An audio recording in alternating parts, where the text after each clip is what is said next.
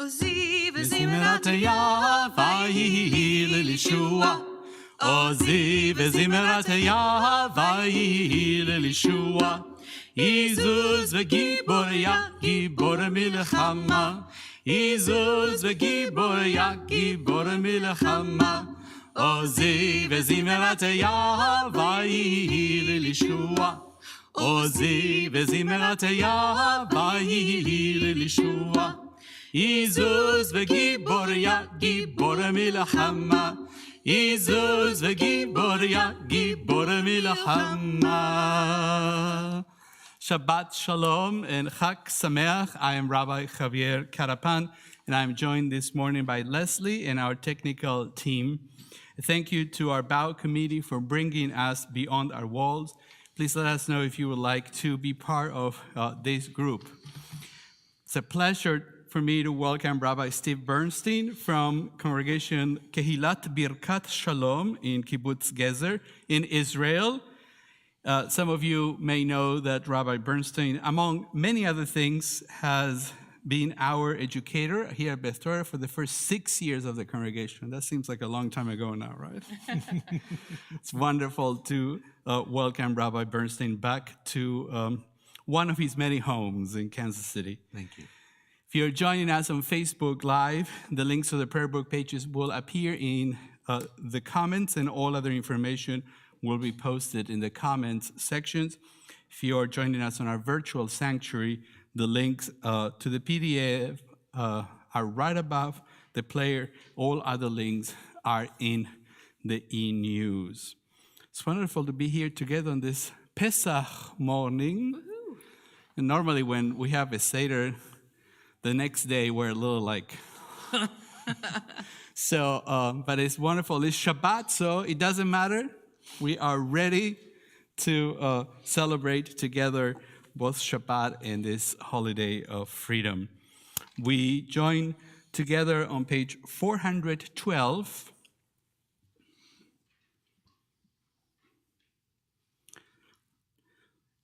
The first day of Pesach. Now is the time to move out of our narrow space. The eye is the starting place, never the arrival.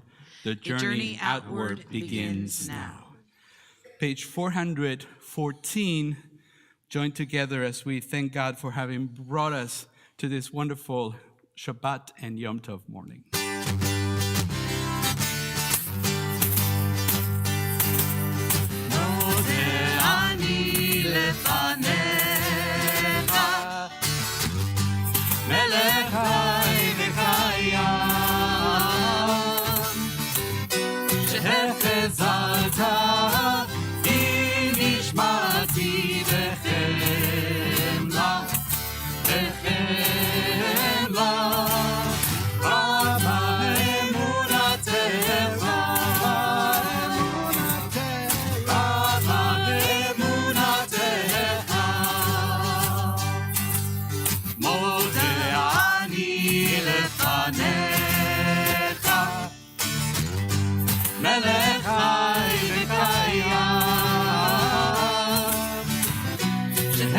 וזרתה בי נשמתי בחלה בחלה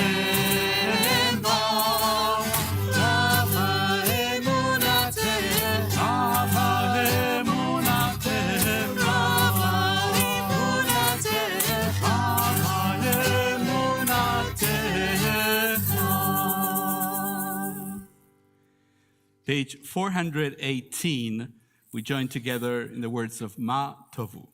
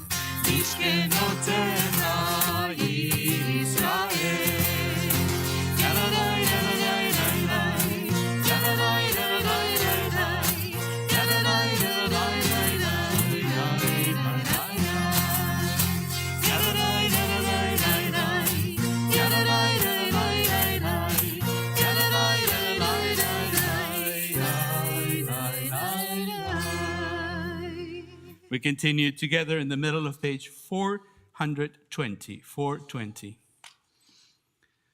Praise to you, Adonai, our God, sovereign of the universe, who formed the human body with skill, creating the body's many pathways and openings. It is well known before your throne of glory that if one of them be wrongly opened or closed, that would be impossible to endure and stand before you. Blessed are you, Adonai, who heals all flesh, working wondrously. Baruch ata Adonai, rofe chol basar umafli la'asot.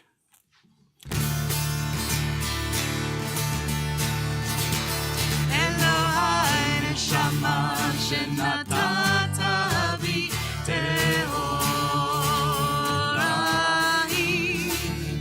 Elohai neshama shenatata bi tehorahi.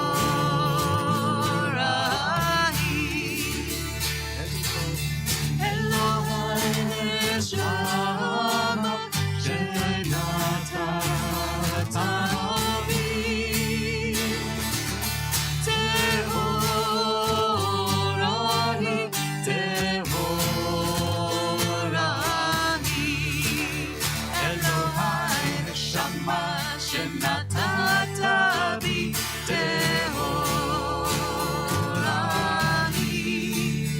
Elohai neshama shenatata bi tehorahi.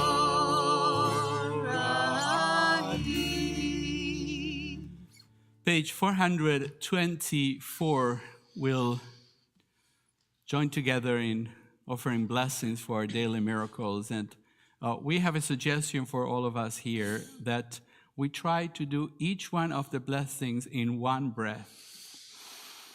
So it helps us center ourselves and our prayer this morning. And we're going to do a three-part here. So we're going to start Leslie and then Robert Bernstein and me and go back and forth. So you are welcome to join all three at the same time. I would rest in between because you want to have your breath, but we'll see. The same at home if you're available. Baruch atah Adonai Eloheinu melech haolam asher natan lasech vivina lehavchin ben yom uven laila. Baruch atah Adonai Eloheinu melech haolam pokeach ivri. Amen. Baruch atah Adonai Eloheinu melech haolam matir hasuri. Amen. Baruch atah Adonai Eloheinu melech haolam zokef kefufi. Amen. Baruch atah Adonai Eloheinu melech haolam roka aretz al hamayim. Amen. Baruch atah Adonai Eloheinu melech haolam hamechin mitzadei gavel. Amen. Baruch atah Adonai Eloheinu melech haolam malbish arumim. Amen. Baruch atah Adonai Eloheinu melech haolam anoten layaef koach. Amen. Baruch atah Adonai Eloheinu melech haolam hamavir shena meinai utmuna me'af apai. Amen. Baruch atah Adonai Eloheinu melech haolam she'asani b'tselem Elohim. Amen. Baruch atah Adonai Eloheinu melech haolam she'asani ben chorim. Amen. Baruch atah Adonai Eloheinu melech haolam she'asani Yisrael. Amen. Baruch atah Adonai Eloheinu melech haolam uzer Yisrael b'gvura. Amen. Baruch atah Adonai Eloheinu melech haolam oter Yisrael b'tifara. Amen. Page 438, we offer verses of praise, Pezukei de Zimra. Baruch she'amar ve'haya haolam baruch hu. Baruch Oseh Bereshit, Baruch Omer ve'oseh. Baruch ozer u'makayem, Baruch merachem al haaretz. Baruch merachem al habriot, Baruch meshalem sachar tov lireav. Baruch Hailad ve'kayam lanetzach. Baruch bodeh u'matzil, Baruch Shemo. Page 445, we join together in Psalm 150. It's the last of the Psalms, and it's also the last of our Pezukei de Zimra.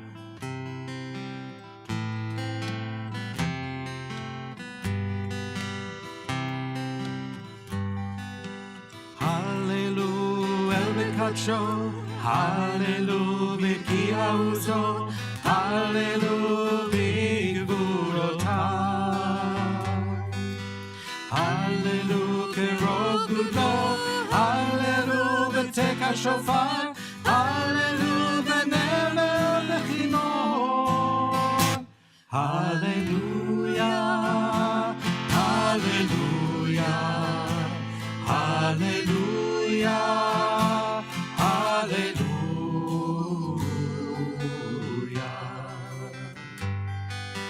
Hallelujah, betofu machol, hallelujah, beminim berugav, hallelujah, betzilzalei shama. Hallelujah, betzilzalei trua, kol neshama tehaleya, kol neshama tehaleya. Hallelujah, hallelujah, hallelujah, hallelujah,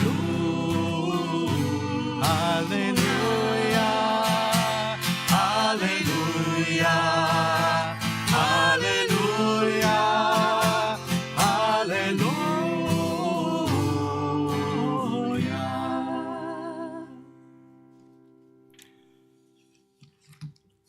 Our service continues with Baruch Hu on page 452. If you are able, we invite you to stand and join us. Yai, lai, lai, lai. Yai, lai, lai, lai, lai.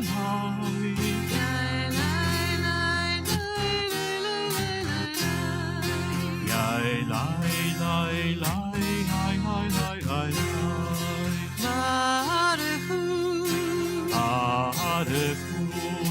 Et Adonai. Et Adonai. Hamevorach. Hamevorach.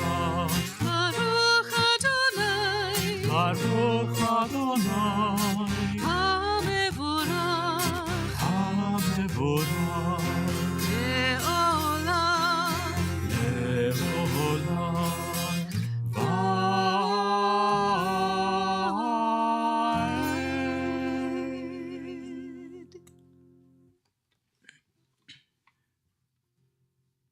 On page 454, towards the bottom of the Hebrew, we join together, beginning with the words Or Chadash.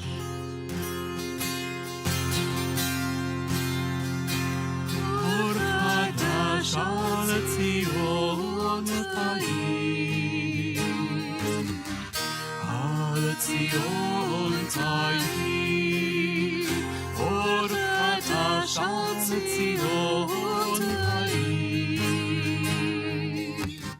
על ציון תאיר, ונזכה כולנו למלא אורו, ונזכה כולנו למלא אורו.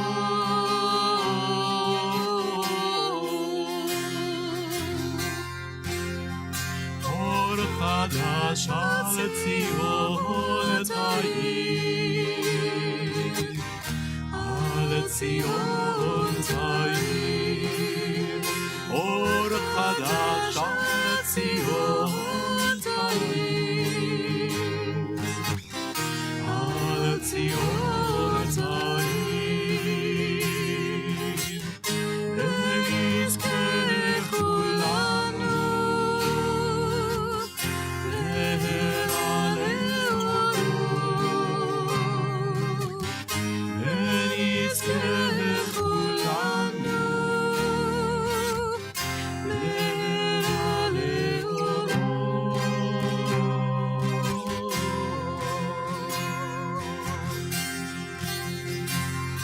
ברוך אתה אדוני, יוצר המאורות. Page 458. שמע ישראל, אדוני אלוהינו, אדוני אחד. ברוך שם כבוד מלכותו לעולם ועד. ואהבת את אדוני אלוהיך בכל לבבך ובכל נפשך ובכל מאודיך, והיו הדברים האלה אשר אנוכי מצווך היום על לבביך, ושיננתם לבניך, ודיברת בם, בשבתך בביתך, ובלכתך בדרך, ובשוכבך ובקומך, וקשרתם מאוד על ידיך, והיו לטוטפות בין עיניך, וכתבתם על מזוזות ביתך ובשעריך, למען תזכרו ועשיתם את כל מצוותיי, והייתם קדושים לאלוהיכם. אני אדוני אלוהיכם, אשר הוצאתי אתכם מארץ מצרים, להיות לכם לאלוהים. אני אדוני אלוהיכם. אדוני אלוהיכם אמת. Amen. We join together at the top of page 463. When justice burns within us like a flaming fire, when love evokes willing sacrifice from us, when to the last full measure of selfless devotion, we demonstrate our belief in the ultimate triumph of truth and righteousness, then goodness enters our lives and we can begin to change the world. page 466, Mi Chamocha. Mi chamocha, va'elim Adonai, mi chamocha, nedar b'kodesh, norat tehilot, osef eleh, shira chadasha, shibichu geolim l'shivcha, al sfat hayam, yachad kulam hodu, v'hilichu v'hameru, Adonai yimloch le'olam va'ed. Zu Yisrael, kuma bezrat Yisrael, ופדי חינומך, יהודה וישראל, גואלנו אדוני צבאות שמו, קדוש ישראל. ברוך אתה אדוני, גאל ישראל. Please stand.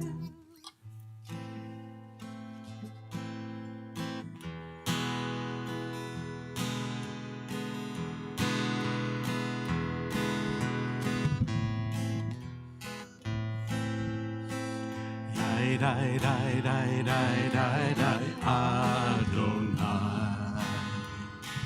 Die, die, die, die, die, die, Svatai Tiftach.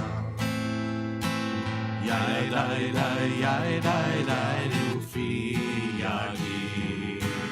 Ufi Yagid Tehilatecha. Die, die, die, die, die, die, Adonai. Die, die, die, die, die, die, Svatai Tiftach. Die, die, die, die, die, die, Ufi Yagid Tehilatecha. Die, die, die, die, die, die, die, Adonai. Die, die, die, die, die, Svatai Tiftach. Die, die, die, die, die, die, Ufi Yagid Tehilatecha. Baruch atah Adonai Eloheinu v'Elohei Avotenu v'Imotenu Elohei Avraham, Elohei Yitzchak v'Elohei Yaakov Elohei Sarah, Elohei Rivka Elohei Rachel v'Elohei Leah Ha'el Hagadol Hagibor v'Hanora El Elyon Gomel Chasadim Tovim V'Koneh HaKol V'Zocher Chasdei Avot V'Imahot U'Mevii Gula Livnei Bneihem L'Ma'an Shemo Be'ahava Melech Ozer U'Moshia U'Magen Baruch Atah Adonai Magen Avraham Be'ezrat Sarah אתה גיבור לעולם אדוני, מחיי מתים אתה רב להושיע, מוריד הטל,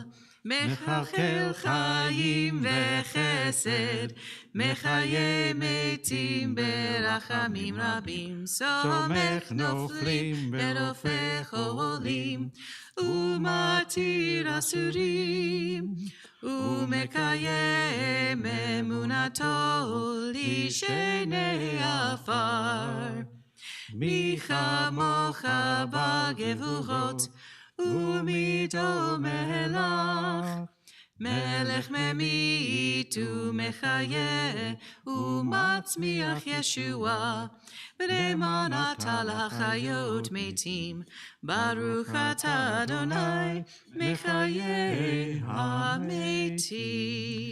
We continue in the middle of page 476 with the English.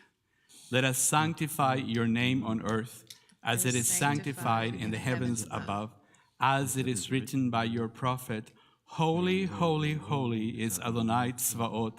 God's presence fills the whole earth. Source of our strength, sovereign one, how majestic is your presence in all the earth. Blessed is the presence of God shining forth from where God dwells. God alone is our God and our Creator, our ruler and helper.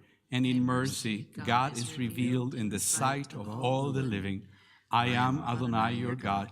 Adonai shall reign forever. Your God, O Zion, from generation to generation. Hallelujah.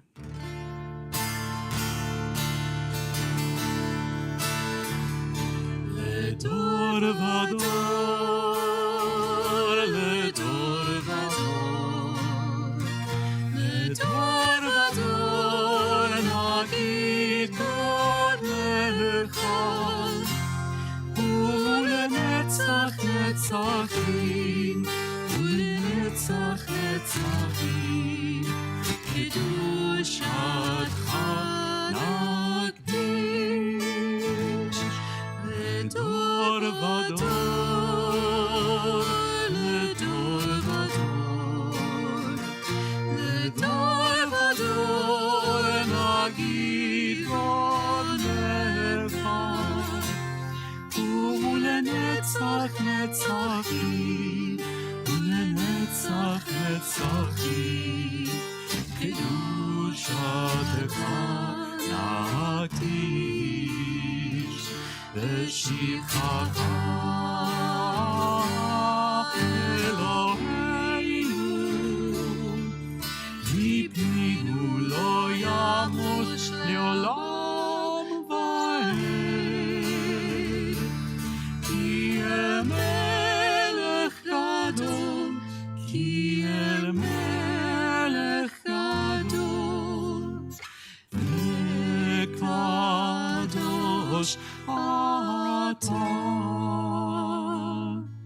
L'Edor vador, l'Edor vador, l'Edor vador, nagid God lechal, ulenetzach netzachim, ulenetzach netzachim, kedushatcha nagdish. Baruch atah Adonai, Ha'el, Ha'el,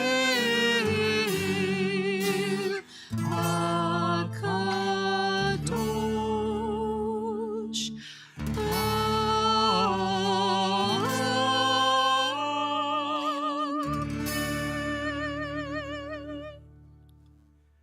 We continue our Amidah silently through page 492.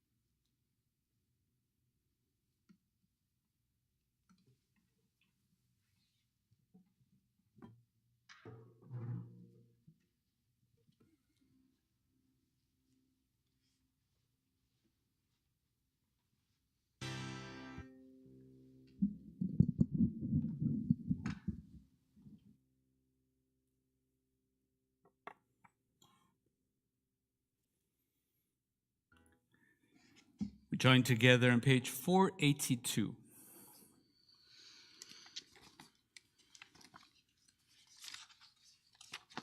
V'yasiyeinu Adonai Eloheinu et birkat mo'adecha lechaim u'leshalom. Bestow upon us the blessings of your holy festivals, and may we so celebrate them as to be worthy of your blessing. Our God and God of our ancestors, Make us holy with your mitzvot, and let your Torah be our way of life. May our rest on this day be pleasant to your sight. Satisfy us with your goodness, gladden us with your salvation, and purify our hearts to serve you in truth.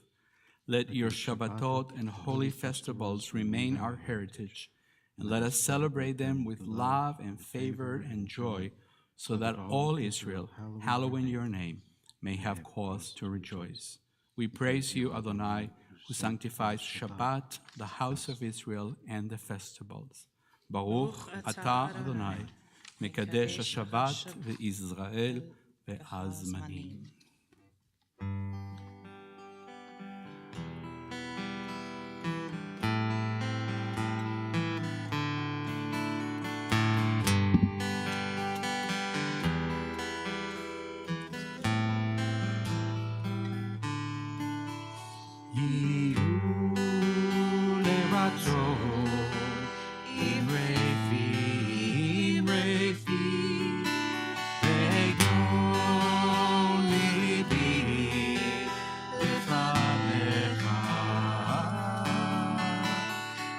Adonai Tzuri, Adonai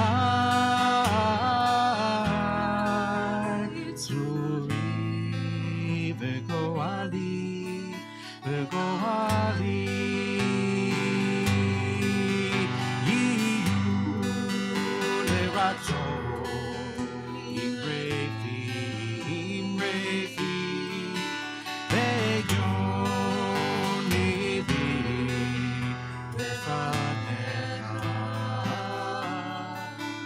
Adonai Tzuri,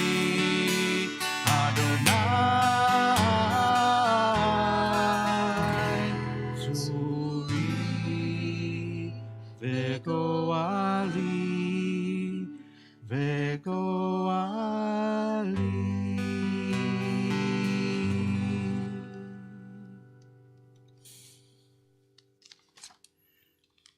Because it is Pesach, it's one of the festivals, we recite Hallel, and for that I invite you to turn to page 558, 558, and if you're able, please stand and join us in the blessing before the recitation of Hallel.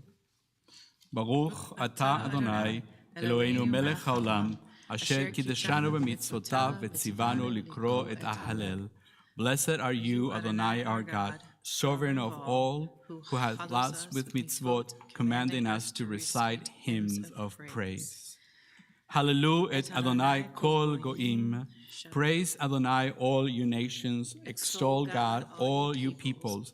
For great is God's steadfast love towards us. The faithfulness of Adonai endures forever.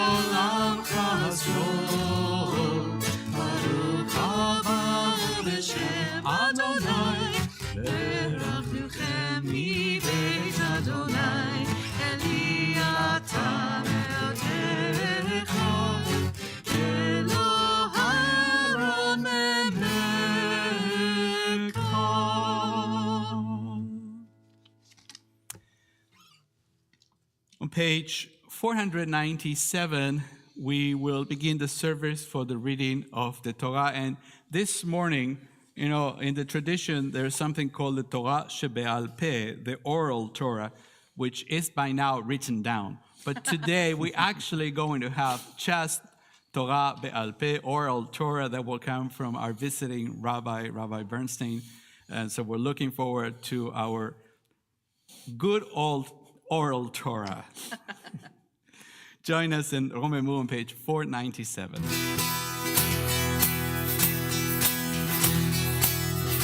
Romemu Adonai Eloheinu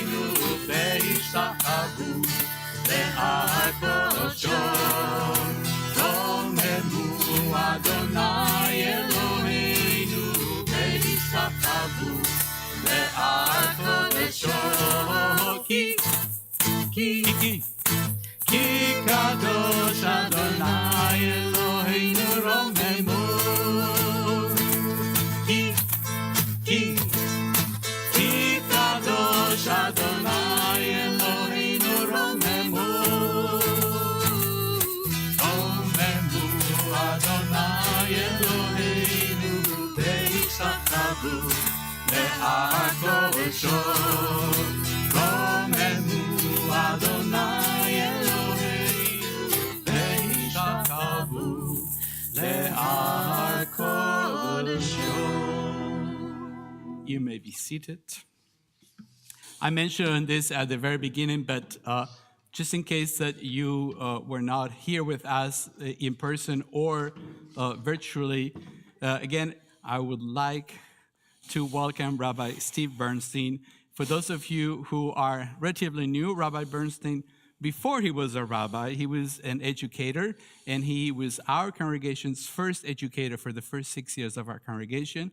And after different kinds of paths in his life, he made Aliyah, and then he went to rabbinical school, and he's ordained from the Reconstructionist Rabbinical College in Philadelphia.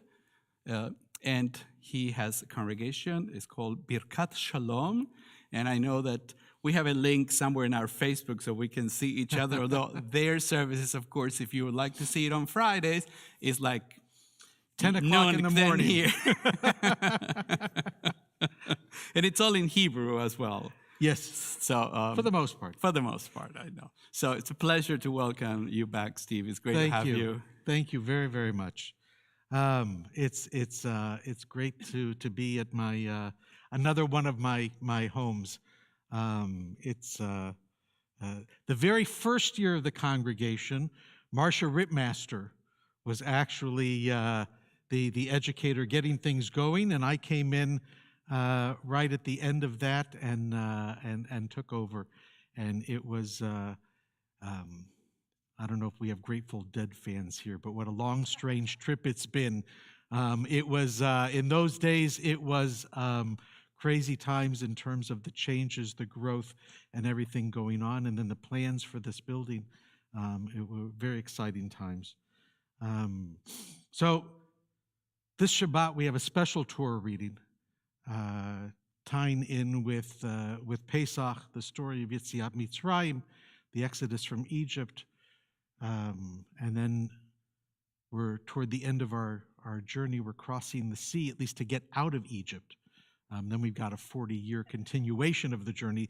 The end of Pesach, we cross the sea, actually. I thought I would share with you a little bit about what's been going on at my congregation leading up to Pesach, because it's been very, very exciting. We had, first of all, I want to share, we had about 120 or 140 second graders from one of our regional elementary schools that came to visit us to talk with the rabbi to learn about Pesach, to learn about Passover. It's a big deal because in Israel, as you may know, the Reform movement is not fully recognized. And for a public school, now there's not a separation of religion and state in Israel like we have here. And if we want to learn about the history of Israel, forget religion, forget politics, my backyard at Kibbutz Gezer has the story of King Solomon and the Maccabees, and it comes up many, many times in the Torah. So to study the history of where we live includes the study of Torah, the study of sacred text. And of course, the predominant culture in Israel is Jewish, and for people, you don't have to necessarily walk into a synagogue to feel Pesach, to feel Purim, to feel all of the holidays, because it's the songs on the radio, it's the decorations in the stores, it's the foods that are on sale at the store and at Ace Hardware. In terms of, are you going to need new dishes for Pesach? Or are you going to have to buy a sukkah and lights to decorate the sukkah? So the kids in the public school learn about the holiday, not necessarily from a religious perspective, but from a cultural and from a textural perspective. So they came to talk with the rabbi. And I always like to focus on women in Jewish tradition in what we do. So I was telling the story about Miriam and the women crossing the sea, singing and dancing, pulling out the timbrel, the tambourine, the drums. And then we jump ahead a number of years. We're still in the desert. We've been there for a number of years. Miriam dies. And suddenly, there's nothing to drink. Now, we'd already been in the desert for a long time. You remember, what did we eat? We had the manna that fell from heaven. But it doesn't talk about how we drank in the desert until Miriam dies, and suddenly there's nothing to drink. And then we have the famous story, Moshe ikasela vayetzu mimenu mayim. Moses strikes the rock, even though God had told him to talk to the rock. He strikes the rock, and then the water flows forth, and that's how we drank after Miriam died. So the rabbis ask, how did we drink before Miriam died? And they come back to the Pesach story, the crossing of the sea, Miriam and the women singing and dancing. Now imagine a hora, a dance in a circle. According to the tradition, God and the angels were so touched by the beautiful music that they shed a collective tear that fell from the heavens into the center of that circle and opened up a magical spring or well, Miriam's well, Ber Miriam. And any time Bnei Yisrael, the children of Israel, wanted to drink, they just had to grab Miriam and the women and get them to sing and dance, and the spring would open up. And when she died, they forgot the dance, they forgot which songs to sing, and that's why Moses had to hit the rock. So I teach this story to the second graders, and then I let them know that one of my next door neighbors, Amos, is a tour guide and also loves to go on hikes out in the fields. And every time he goes on a walk, on a hike, he finds an ancient coin or an oil lamp or a tablet with writing on it or something. And I shared with them that Amos had recently found an ancient stone with text on it that we think might be the instructions for the dance of Miriam. And we're going to try it right now. And I said, now, we got them in a big circle, all these kids, and I said, okay, so you got to take your hand and you got to go like this. And then you got to move it forward. And then you got to move it backwards. And then you got to take your leg and you got to shake it in and shake it out. And as you might have guessed, we ended up doing the hokey pokey together. Almost didn't really find the instructions, but it was a way of making the story come to life and having them dance together. And I have to share with you, to have these kids coming into a non-Orthodox, into a Reformed synagogue, is a huge, huge accomplishment. Because the beauty of egalitarian, pluralistic Judaism that we take for granted, we don't take for granted in Israel. Even though the majority of the population shares our egalitarian and pluralistic values in most aspects of their life, religiously, most Israelis, until maybe the last 10 years or so, were only familiar with Orthodox Judaism. So to come into a synagogue and have a rabbi who's got an earring and is wearing a tie-dye mask and playing guitar and talking about women and dancing with the children is fascinating for the children, for their parents, and for the teachers, including an Orthodox woman who's a teacher in the school, who has now gained a respect. She's not going to become a Reformed Jew anytime soon, but has gained a respect and an understanding about the beauty and the possibility of making religion come to life in a way that speaks to these families that maybe her type of Judaism doesn't speak to these families. So that's the first story. Second story I want to share is I got a great WhatsApp yesterday when I woke up.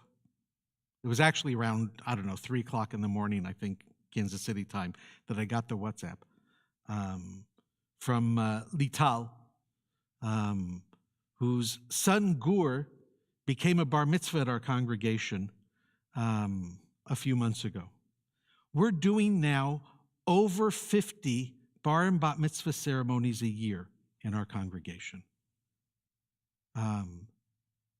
People are discovering the beauty of what Reform Judaism has to offer. So Gur, for his Torah portion, he was reading from Exodus, the book of Exodus, and he was reading pieces of the Pesach story. And the kids have to write, I'm sure the same thing that they do here, a drasha, a devar Torah, to say a few words, to share a few words. What do they think about the story? And Gur had a hard time because he said, Rabbi Steve, do you really believe this stuff happened? And if it did, some of it's really horrible. The death of the firstborn, God hardening Pharaoh's heart. Where's the compassion? How could he kill all those innocent children? What do I do with this? And I shared with Gur that I don't have the answer, but I have my answer. And to be honest, I have different answers depending on when in my lifetime you ask me, but I shared with him that I'm not sure that everything in the Torah actually happened the way it's written in the Torah. I said, but the truth is, for me, that doesn't matter. Because last night when we sat and we talked about the Pesach story, we shared stories about the kind of matzah balls that my grandma made. And we forgot to sing Mersey Dotes, but we'll do it tonight. But we each have our own traditions in our families, and I remember the fun that we had and the spark in my grandparents' eyes when we read from the Torah, when we sang the songs from the Seder. And for me, that's what's important, that somehow, at some point, the stories in the Torah became our story. And the way we celebrate our holidays, the way we celebrate Jewish life, the good times and the challenging times, whether it's all verbatim true, less important for me. And I said, it's okay to argue with the text. It's okay to say, you know what? There's a whole section that's talking about having to make sacrifices, that the way I thank God is to kill a goat and sprinkle the blood. And the way I ask for something is to maybe take a pigeon and kill it. And I said, you know what? There might be better ways today to ask for things and to say thank you for things and to have spiritual moments. I said, I'm a Kansas City boy. Not that I don't like a good barbecue, but I don't know that that's the way to connect with God. And it's okay to understand that that's part of our tradition and to argue with it. So they wrote me a WhatsApp that I got yesterday that said, tonight we're going to be talking about you, Rabbi Steve, and about Gur's bar mitzvah as we tell this story and we think about it differently this year than we've ever thought about it before. And we want to thank you. We're so glad we discovered Reform Judaism. We have a lot of problems in Israel, and it's not easy being a Reform rabbi. But it's getting better. We're touching people's lives. Last story I'll share for now, and then I want to see if there are questions, is that regularly with these, what this year I expect will be 60 plus bar mitzvahs, the family will come in a few days before the ceremony and they'll say, Rabbi, we haven't told grandma yet or great-grandma yet that the bar mitzvah is at a Reform synagogue because we're afraid, we're not sure how she's going to respond. Happens quite frequently. And I say, you know what? Bring her to the rehearsal a few days before the ceremony and I'll talk to her because she's got to know before the day of the ceremony, right? And grandma walks in and immediately she comes in and she's thinking, okay, where's the women's section, right? Assuming that she can't sit with everybody else. And I say, you know what? Come sit up front. Just come sit with us. And then during the rehearsal, we get to the part where the child's going to practice reading from the Torah. And she's thinking she has to leave the room. We're opening the ark. We're taking the Torah out. There's no mechitza. There's no division. How can she be standing here? And I say, Grandma, Savta, it's okay. Have a seat. Relax. One of the times this happened, as the child is chanting from the Torah, without the text in front of her, I can see Grandma reciting the words because she has a degree of familiar. I can't speak in bilingual. It means that I can't say words anymore in either language. A degree of familiarity, did I say that right? With the text that I only wish I had. She's mouthing the words from memory as he's chanting it. And I say, Savta, Grandma, why don't you come up here and stand next to your grandson and follow along as he's reading? Tears start running down her face. Everybody in the room is not sure how she's going to, are these tears of like, what are you talking about? This is crazy. Or is these, and there were tears of joy. And she said, I never dreamed that I'd be able to stand next to my grandson as he's reading from the Torah. And as she's standing there proudly and he's reading from the Torah, I said, you know what? He just finished. You want to say the blessing after the Torah reading? Tears are running down her face. Tears are running down my face, everybody's face. She says, of course, that would be amazing. And at the ceremony, she ended up doing an aliyah, doing the Torah blessings with her grandson. We're changing people's lives. We're touching people in a way that's just so powerful. It's not for everybody. There are a lot of people that walk into the bar mitzvah and they stand in the back of the room like this. They don't even want to sit down at first. And then I start playing the guitar, and without thinking about it, their foot starts tapping. And suddenly they realize that this isn't a strange, scary thing. It might not be their choice for how to be Jewish as they go forward, but at least now they have an understanding about what it means to be a Reformed Jew and understand that it can be a beautiful thing and it can touch people's lives. We wouldn't be able to do that without the support that we get from the Federation of Kansas City, from friends, from members overseas and in Israel, including some folks here in this room. And I just want to say thank you, because any of our successes are your successes. And I want to stop talking for a little bit and see if you have any questions, okay? About Reform Judaism in Israel. You can tell us a little bit more about like the funding that the Orthodox get versus what Reform do in Israel, because I think that we think that it's like here, but it's not. Right. So as I mentioned before, there's not a separation of religion and state in Israel. I have to say, having grown up here, I would prefer a total separation of religion and state. But in Israel, on every street corner, there's a synagogue.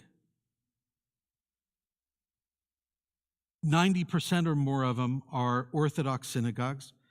The building, the Torah, the Sidurim, the Talitot, the rabbi's salary, all paid for by our taxes.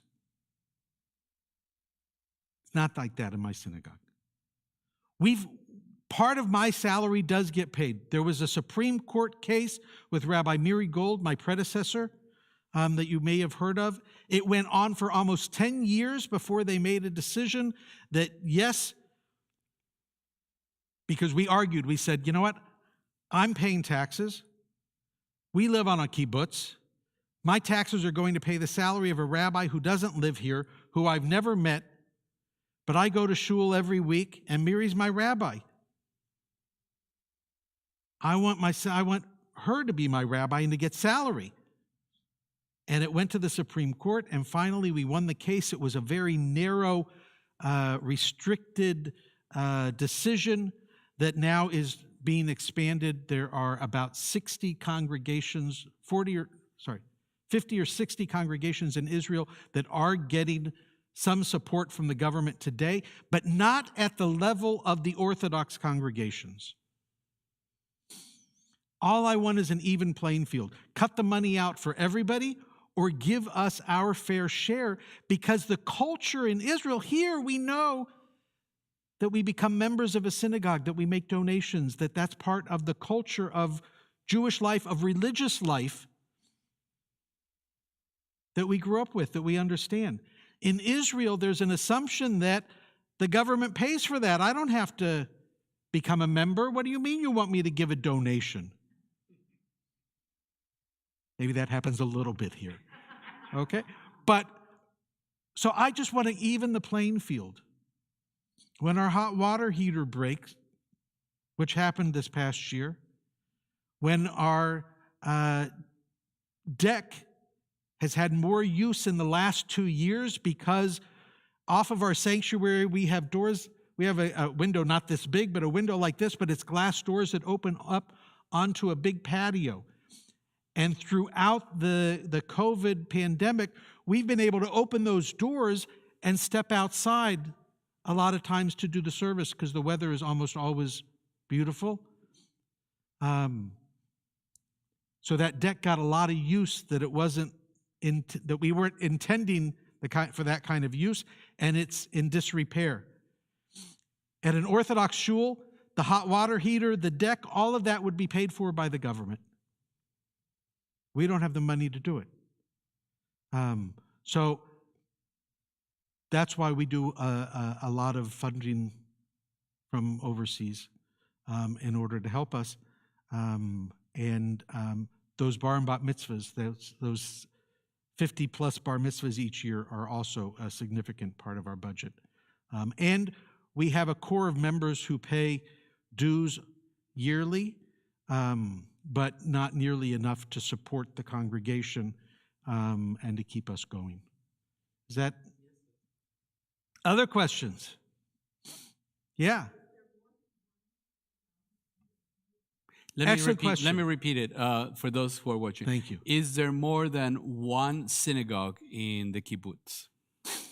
So, no. But I'll tell you, on kibbutz, what do we love more than anything else in Jewish life? To argue.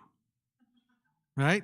So, there are some people on the kibbutz who absolutely love that we have a Reform synagogue on the kibbutz.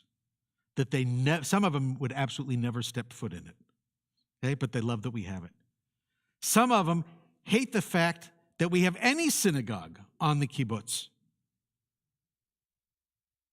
There are a couple of people on the kibbutz who until recently, we have a beautiful building. Sometimes, and we've developed a wonderful relationship with the kibbutz.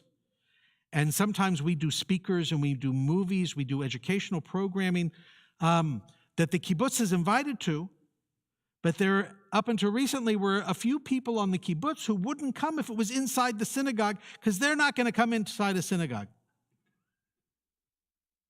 Because they grew up in Israel and their view of religion was that somebody was forcing me to be Jewish in a certain way that I didn't want to agree with, and they just are anti-religious and anti-synagogue. And we are changing that understanding. We have a few people who are upset that it's a Reform synagogue. They'd rather it be an Orthodox synagogue, although they chose to live in a kibbutz that's a secular kibbutz. They don't keep kosher in their homes. They don't celebrate the holidays. But if they were going to go to synagogue, they'd want to go to an Orthodox synagogue. So we live in a crazy community. There was one year where there was one family that thought, you know what, maybe for the high holidays, we'll have on the kibbutz a separate service that's Orthodox. But the vast majority of the people came to our synagogue, and it was only a one-shot experiment. Yeah.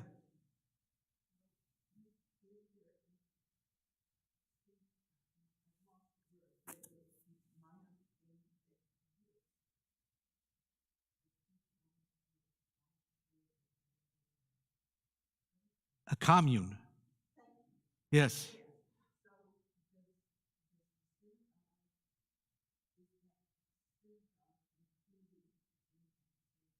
Excellent question. The question is so everything is communal in the kibbutz. Is the synagogue also? What relationship then does it have with the administration of the kibbutz itself? So originally, back in the 70s, okay, standing on one foot, the history of our kibbutz. It's originally founded in the 40s by a group of survivors coming out of the Shoah, out of the Holocaust. The kibbutz ended up closing for a whole variety of reasons in the 60s, and then it was reestablished in 1974 by a group of mostly North Americans, not all.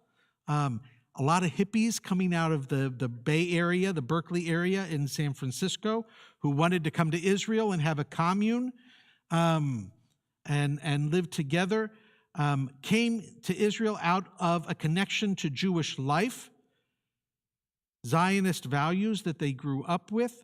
Having a synagogue was important. Having a dining room, a chadar ochel, which we no longer have, but we did at that time.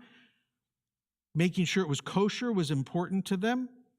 But there wasn't somebody who was paid to be the rabbi of the congregation, right? So Rabbi Levi Wyman Kelman, who you may know as the founding rabbi of Kol Neshama in Jerusalem, the big Reform congregation in Jerusalem, when he first made Aliyah, when he first moved to Israel, he was a member of our kibbutz with his wife Paula, and his day job at different times was milking cows or changing diapers in the early childhood center. But he was also the person who led services, and with the handful of kids once in a while that during that time, a very small young kibbutz who might have bar bat mitzvah, he did the training for that. But that wasn't his job on the kibbutz, and the kibbutz provided the building that was also then used for other things, not exclusively as a synagogue. When Levi moved to Jerusalem to found Kol Neshama, and it wasn't, by the way, at that time affiliated with any stream of Judaism. It was a crazy American hippie kibbutz congregation with yoga mats and little benches on that people would sit on, and drumming, and it was just a crazy kibbutz hippie congregation. When Levi left, and Miri decided that she wanted to make sure that somebody was around to say, to get people to sing Aleinu l'shabeach, somebody had to start it off. So she volunteered to do that, and she had a strong background, and so she also then started training kids for bar and bat mitzvah, but she realized she didn't have the tools. So she ended up going to the Hebrew Union College, the seminary of the Reform movement in Jerusalem, becoming a Reform rabbi, and that's when we affiliated with the Reform movement.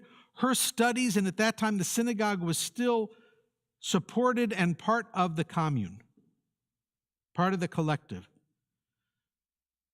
In the last 15 years, we have become what's called a privatized kibbutz. Most of what we grew up learning about kibbutz, the children sleep in children's houses, everybody shares everything, that's now the history of kibbutz in most cases. And there are now differential salaries. We don't share everything, although we do share some collective businesses. The synagogue is not one of those. But we have a very close and cooperative relationship. There's a cultural committee on the kibbutz, okay, that figures out how are we going to celebrate holidays collectively. For that committee, that doesn't include a Torah reading and coming into the synagogue, but celebrating Passover and Sukkot and Shavuot and the holidays are integral to the life of being Jewish and living on a kibbutz. And they like what we do, so a lot of the educational programs that we do, they also support financially. We'll bring in speakers, they'll pay for the food, they'll give us the sound equipment or whatever that we need, or we'll do it cooperatively on the large lawn together with everybody. And, Independence Day and Memorial Day, we do cooperatively. But the funding for the building doesn't come through the kibbutz, but we do get some support through our regional council, because when we had that Supreme Court case, our regional council, kind of like the mayor of the city and the city council, said we support Miri and the Reform Synagogue getting funding. So they also provide some of the funding that we have access to help with some of the cultural activities. It's a simple one. That could be the last one. How many people are on the kibbutz? Around 400. But I want to say that the synagogue is now, we are a regional synagogue, that a tremendous number of our members and the majority of our bar and bat mitzvahs are not people from the kibbutz. They're people from the surrounding communities, because we're halfway between Tel Aviv and Jerusalem. In Modi'in, which is about 20 minutes away from us, there's another Reform congregation. But we're the main, between Tel Aviv and Jerusalem, we're the main Reform congregation. So that's why we have so many life cycle events that we're celebrating, and providing that service because the regional council supported us. So. Right. Thank you for sharing all that. So, we will you. make sure that we share some of the links and all that. And I just want to say that I hope, as we are, God willing, near the end of the pandemic, that the congregation will be able to at some point put together a trip to Israel. And I'll be able to welcome you to come participate in our service and welcome you to our community. That'd be wonderful. I've been there with a group of rabbis about 3 years ago or so at Gezer, so it was great. We got ice cream at you know whom. As we continue our worship service this morning, we offer a prayer for those in need of healing. You may have access to the Misheberach through the e-news. You can also look it up in the comments. For those of us here in person, we invite you to share names as I go around the sanctuary.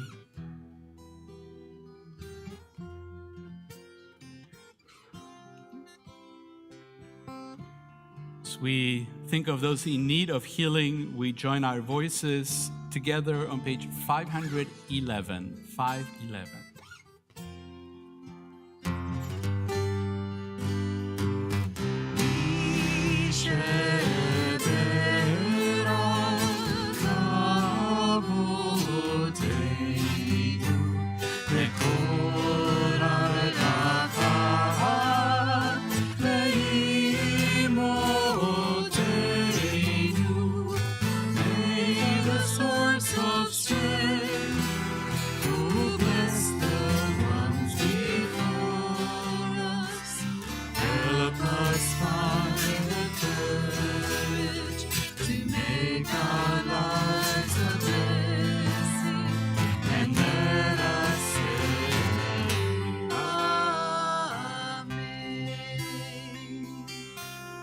We think of those in need of healing. We offer a prayer for those struggling with addiction and mental health. May the one who blessed our ancestors bring blessings of strength, compassion, and healing to those of us who struggle with the oppression of addiction, emotional distress, and mental suffering. Surround them with loving kindness, grace, companionship, and peace.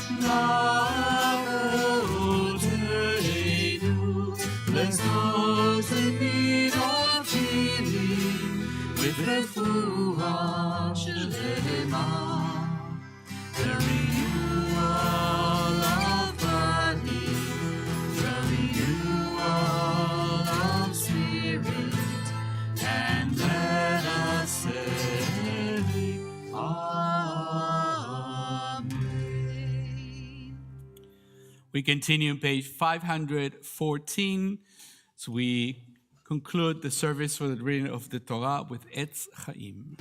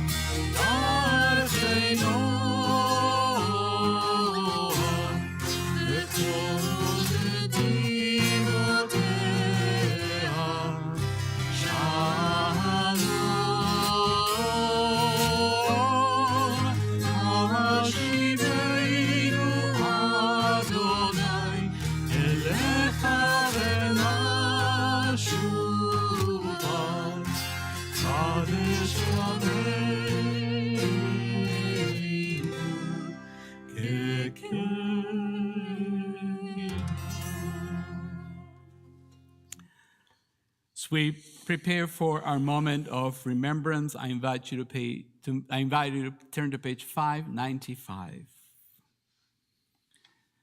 There are stars up above, so far away we only see their light, long, long after the star itself is gone. And so it is with people that we loved. Their memories keep shining ever brightly, though the time with us is done. But the stars that light up the darkest night, these are the lights that guide us. As we live our days, these are the ways that we remember.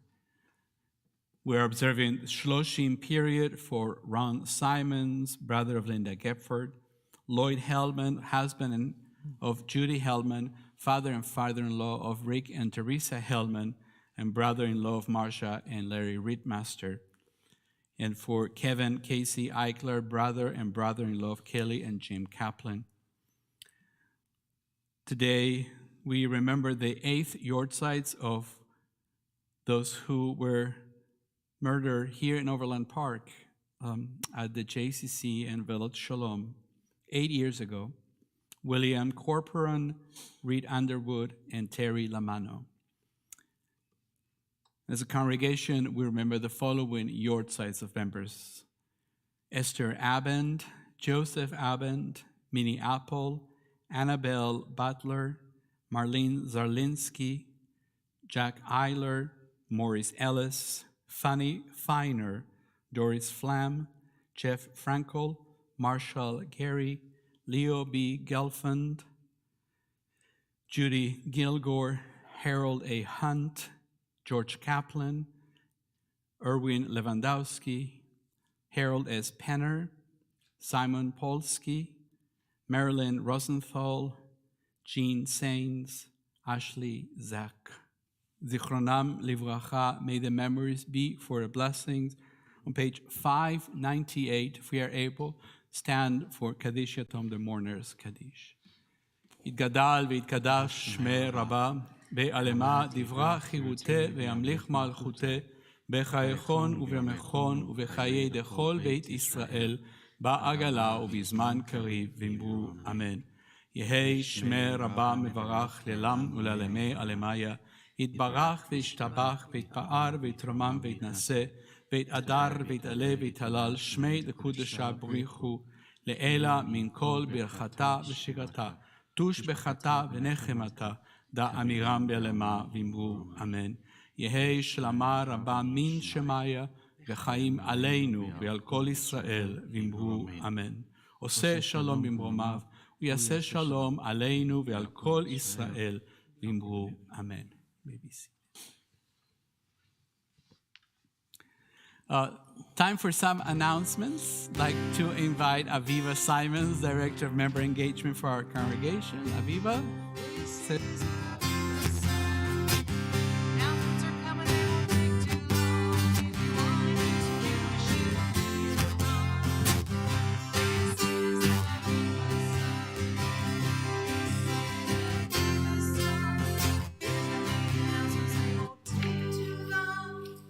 Perfect timing.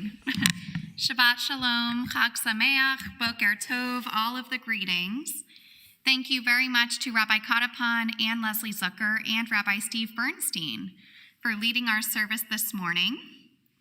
I will say, as you were sharing about the kibbutz, I was imagining eating an avatiach, which is a sugar watermelon-shaped popsicle that is my favorite treat in Israel. Avatiach means watermelon, but this popsicle is pure sugar, right? It's Yes, delicious. All right, so a few quick announcements. We have many different opportunities to come together during this week of Passover. So on Tuesday, you can join Leslie for Dayenu Passover theme song session at 7:00 p.m. All are welcome to join us here in person, and it will be online. On Wednesday, I will be hosting a Matzah Pizza Mamma Mia in-person cooking experience. So join me in the Beth Torah kitchen. No RSVPs required, and it is only in person. That is at 12:30. And then on Friday, believe it or not, Passover will be wrapping up. We have our Pesach worship service with Yisker at 10:30 a.m. on Friday, and then our Erev Shabbat service at 6:30 p.m. And it might be too early for me to share this, but we will be breaking Passover during Oneg. So if you're already craving pizza, join us on Friday night. 24 hours, not even. I know, not even. And last but not least, we have started counting the Omer. So today is the first day of the 49 days. And this year, as we are counting the Omer at Beth Torah, we are counting our blessings through a fundraiser. So take a look. There's a beautiful schedule in the Ulam that shows how you can participate. Every day, people are counting their blessings as we come out of such a challenging year. Take a look at the website for more information on that. And I guess that's it. We have many Passover desserts in the Ulam, so join us for that. Thank you, Aviva. Basically, we live here this week. Page 665, if you're able, stand and join us in Avadim Ainu. Avadim Ainu, Ainu, Ata b'nei chorim, b'nei chorim. Avadim Ainu, Ata b'nei chorim. Avadim Ainu, Ata b'nei chorim, b'nei chorim. Avadim Ainu, Ainu, Ata b'nei chorim, b'nei chorim. Avadim Ainu, Ata b'nei chorim. Avadim Ainu, Ata b'nei chorim, b'nei chorim. Shabbat Shalom, Chag Sameach, everybody. Take care of each other out there.